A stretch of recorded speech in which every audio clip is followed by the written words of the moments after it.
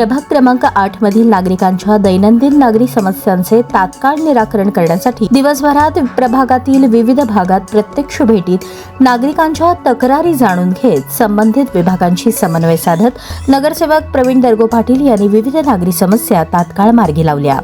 प्रभागातील शुक्रवार पेठेतील महादेव मंदिर परिसरात घुस लागलेले नादुरुस्त चेंबर दुरुस्त करून घेतले।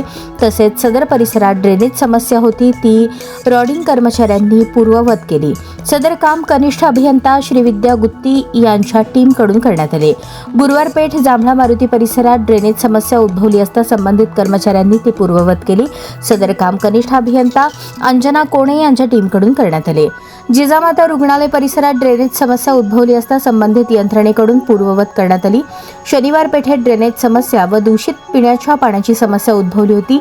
सदर ठिकाणी पिण्याची पाईपलाईन पाहणी करून दुरुस्त करण्यात आली।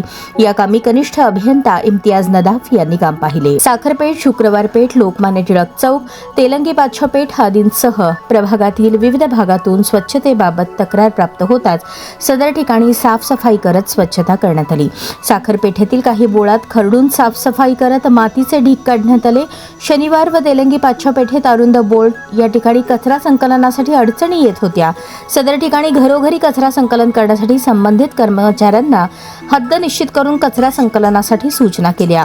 सदर कामांसाठी आरोग्य निरीक्षक पांडुरंग कंदी, हमीद हिरोळी, सोमनाथ सिद्धगणेश, आरती कुर्ले, लखन ताकभाते आदींच्या सैनिकांकडून करण्यात आले। प्रभागातील दैनंदिन नागरी समस्या सोडवण्यासाठी नगरसेवक अमर पुदाले, प्रवीण दर्गो पाटील, नगरसेविका बबिता अनंतकुमार धुम्मा व गीता गोविंद गवई यांच्या समन्वयातून पार पडत आहे।